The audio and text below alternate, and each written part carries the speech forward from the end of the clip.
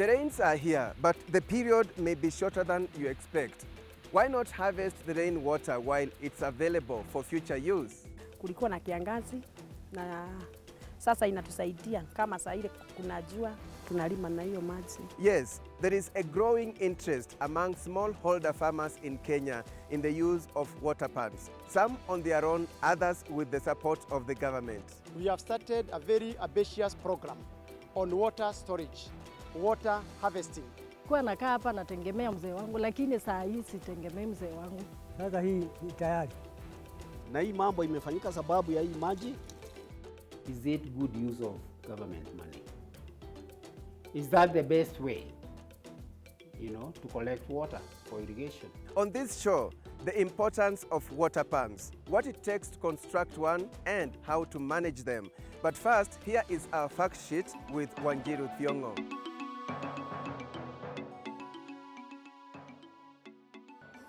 Excavated pans are small reservoirs about 1 meter to 3 meters deep or 1,000 to 50,000 cubic meters in volume. A water pan is not a water pan after you dig the hole until you're able to collect water on it. Call it a reservoir. Many water pans rely mainly on surface runoff, but groundwater too can be another source of water. They suffer losses of water easily and are sometimes seasonal. But if excavated where the soil is able to hold water for long, it can hold for 4 to 6 months. For the Chamwada Report, my name is Wanjiru Thiongo. We are in Kafaru Ward, Kieni East Constituency, Nyeri County. And here we meet Patrick Kimotho and his wife Grace on their farm. The couple has just harvested some Irish potato. Farming is their daily activity. Kazi ile huwa nafanya hapa tukiwa na bibi yangu ni kazi tu ya ukulima. Sasa niko na miaka 10. Nategemea shamba tu. Kama hii chakula yote mnaona hapa ni imepanda na wakati ya jua inakuta mvua ikinyesha inakuta ikiwa iko karibu kukomaa. They are among many farmers in Kenya who have experienced firsthand the importance of water harvesting, and all this is as a result of irrigation, with the source of the water they are using being a water pan constructed right on their 12-acre farm. Hii water pan inatusaidia kwa store maji, kuweka maji yenye inatoka kwa barabara inakuja kwa water pan ya kulima. The water pan was excavated for them by the National Irrigation Board at no cost. Mtu tu ni form tu alikuwa anajaza kwa serikali tu. Ukijaza wanakuja wanakuchimbia ndamu tu. Here it is all about miezi tatu, meaning the crops produced here are those that take 3 months to mature. The shorter the period, the better, given the scarce water resource. So this is the fruit of their labor, and in an area that generally receives minimal rainfall.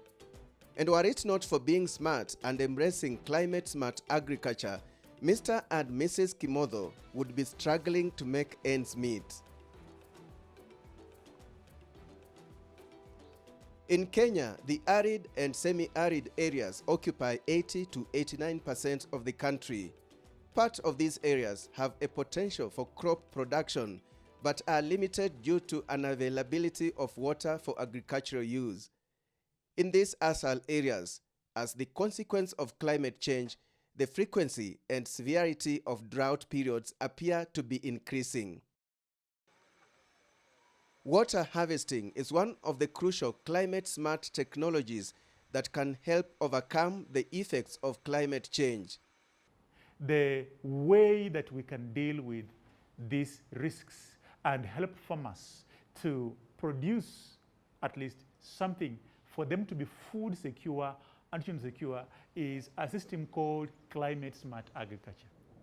The first pillar is improving productivity, where per unit area of land that is under use, where productivity has, for example, been 1 ton of maize seed of maize grain per acre, you end up increasing it to 1.5 tons or 2 tons from the same unit area. The second pillar of climate smart agriculture is what we call adaptation, What do we mean by that?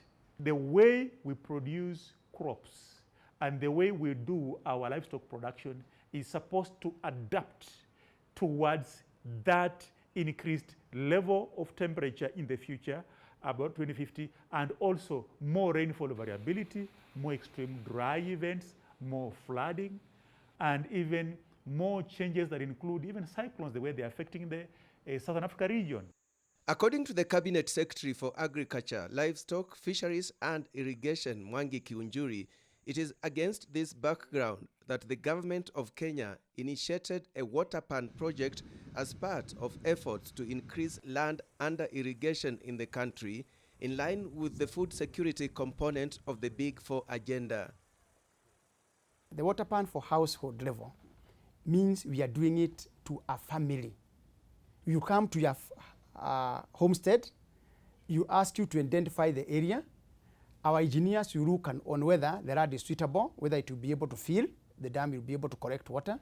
And if all the parameters are okay, then we go ahead and do it. It is personalized. It is to a family. The communal ones are whereby we have water dams set aside, the site set aside for dams. And on those ones, where we don't have the colonial dams, communities can give us fresh land, whereby we can do the dams. It is an ambitious project that now puts emphasis on smallholder farmers. We are able to do over 10,000 acres of land under irrigation in 10 months. What all the other dams that have been constructed for the purpose of irrigation have not achieved. If we live to the promise that the president made to Kenyans, which the ministry must live to, if we are able to work on 125,000 small pans to our families, that would mean 125,000 acres of land under irrigation. But there are those who feel the project may not be sustainable. Where will the water come from? Runoff? Into a line with no lining on this water pan that has been dug? How are we going to collect the water? Even if we get the runoff, it will only last, a few weeks after the shower, and then it's dry. If you ask me, we would go up the hills and sink very huge pans there. We're talking about acres of water pan. And then now collect this rainwater there, and then see how to take it down now into some some storage, maybe tanks, because these farmers have quarter acre. Once I get that water from up there and I bring it, it's clean water now. It's no silt in it and all that. Then it's in some tank, and then I can get drip irrigation now. Let's go back to the basics, and you may be wondering, just how much does it cost to excavate a household water pan? Excavating on average, on normal soil, a cubic meter is about 400 Kenya shillings to 500 Kenya shillings. Where you get the best price is about 350 Kenya shillings. But for this program, for every cubic meter we are doing at an average of 127 Kenya shillings, which is quite low.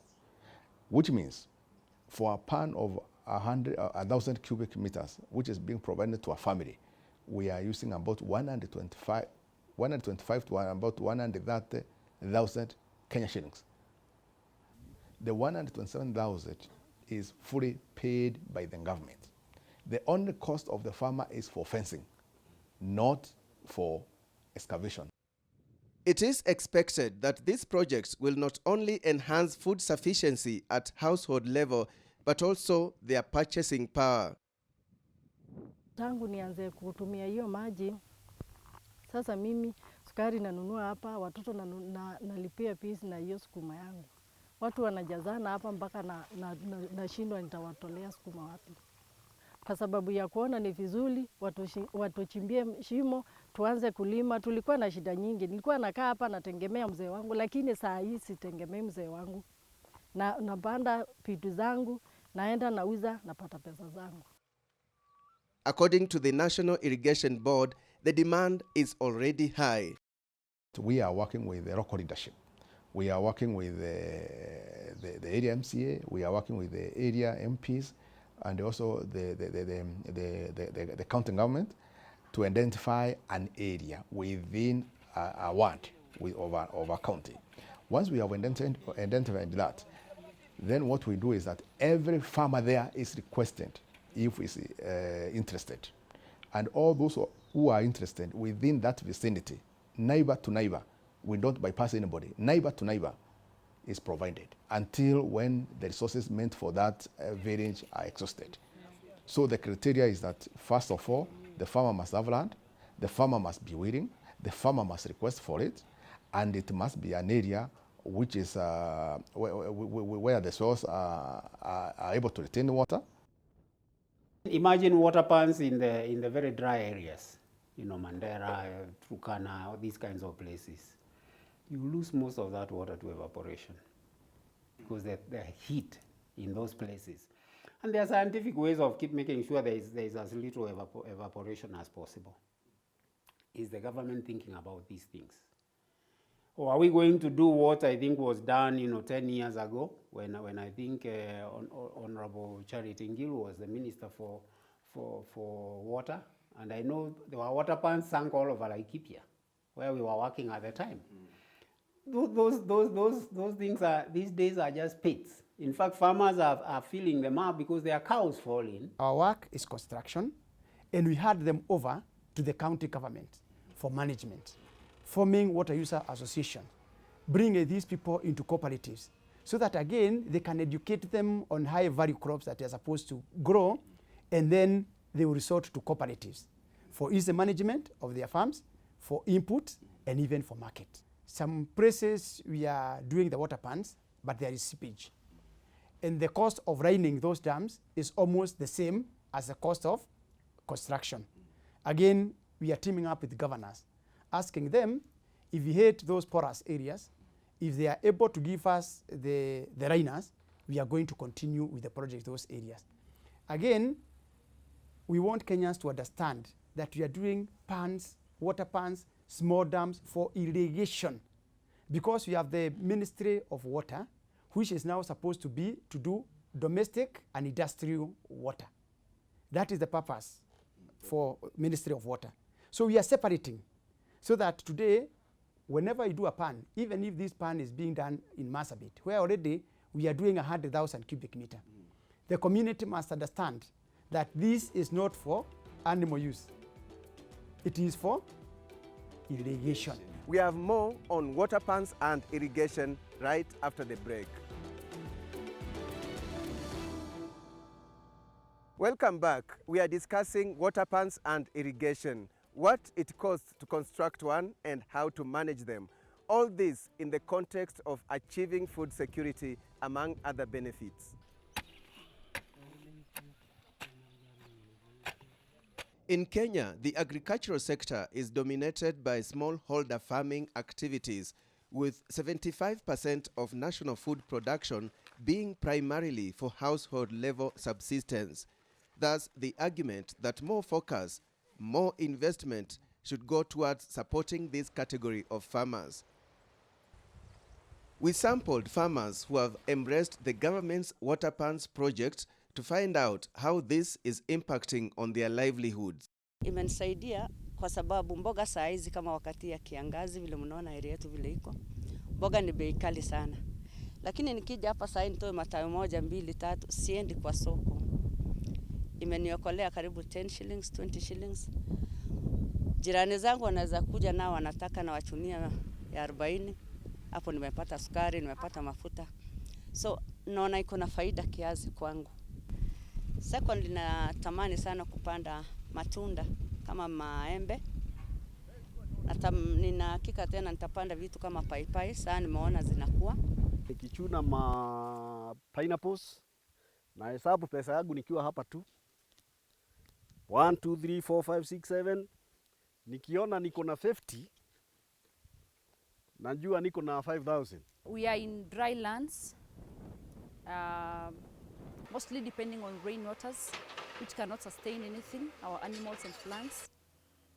Indeed, we're grateful that we will have this, and it will be of much help to us and our families. Maji yenye tunatumia sasa hivi pia naona ikipiga sprinklers hizi tunatumia gravity.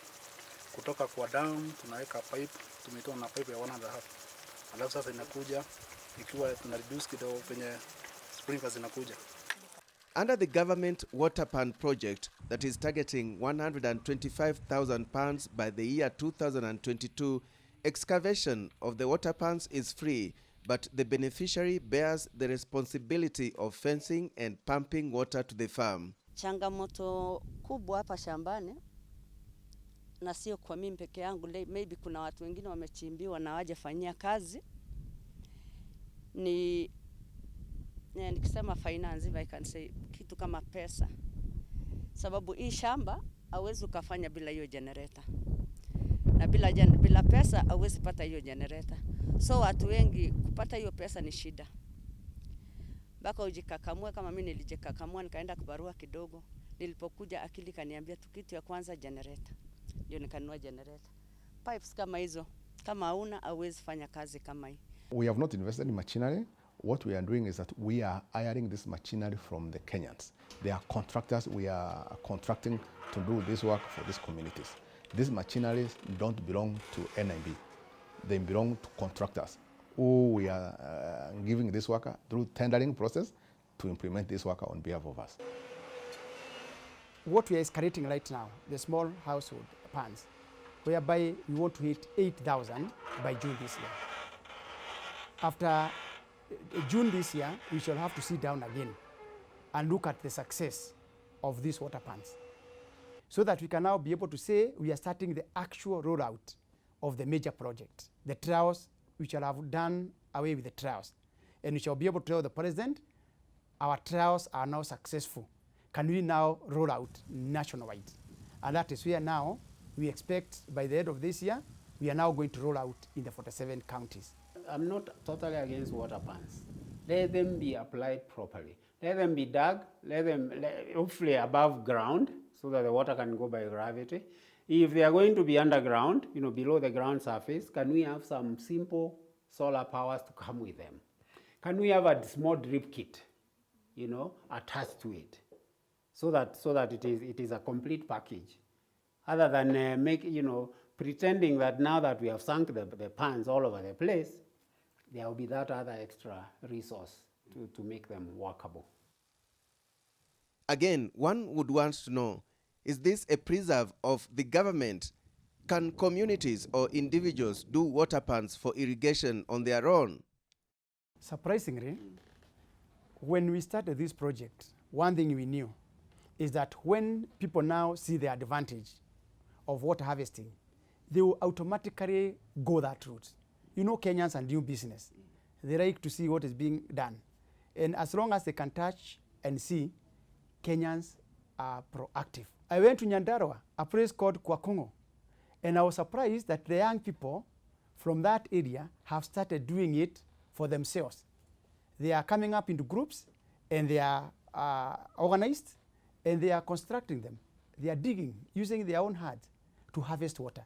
So already we have started to see the results. Number two is that also we have realized that our contractors, whenever we give them a contract, for example, go and do 100 water pans, by the time they leave that area, there are another 10 or 20 people who are willing to pay for themselves. Community water pans, again, by involving the community and community deciding that's what is good for them. By checking the conditions around. Alex, what I'm against is this random business of sending a contractor who is interested in, who is being paid by a number of water pans sunk. Nobody is supervising them. They come, and every farmer, of course, wants a pan. It's free machinery to pull up my soil. So yeah, please, over here.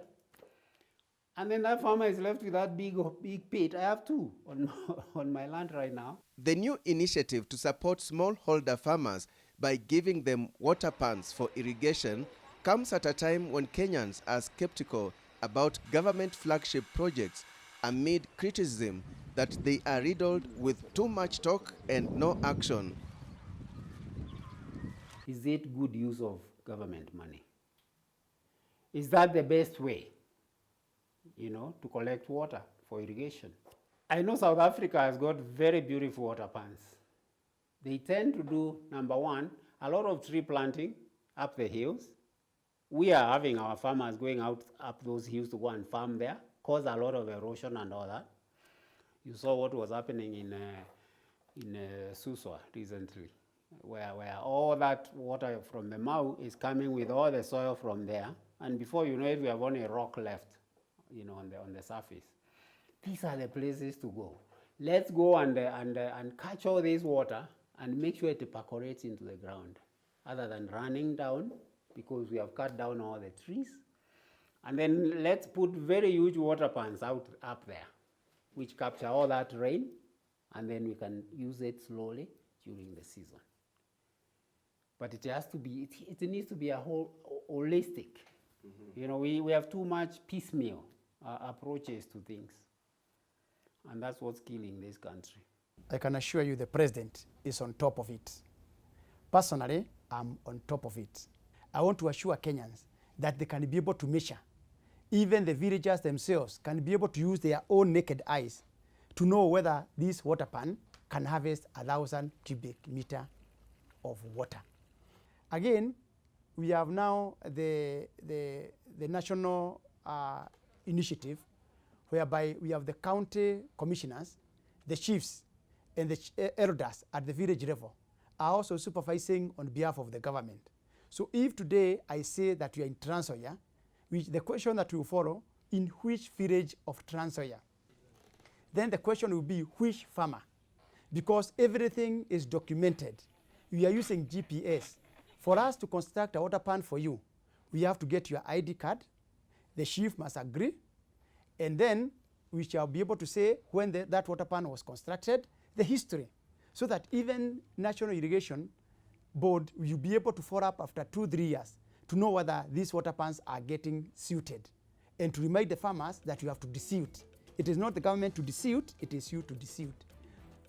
That's how we conclude our show today. We hope you've picked vital lessons on water pans for irrigation and ignored water harvesting method that can transform lives. On behalf of the Chams Media Production team and our broadcasting partner, KTN News, many thanks for watching, and bye-bye from Kafaro Village, Kieni East Constituency, Nyeri.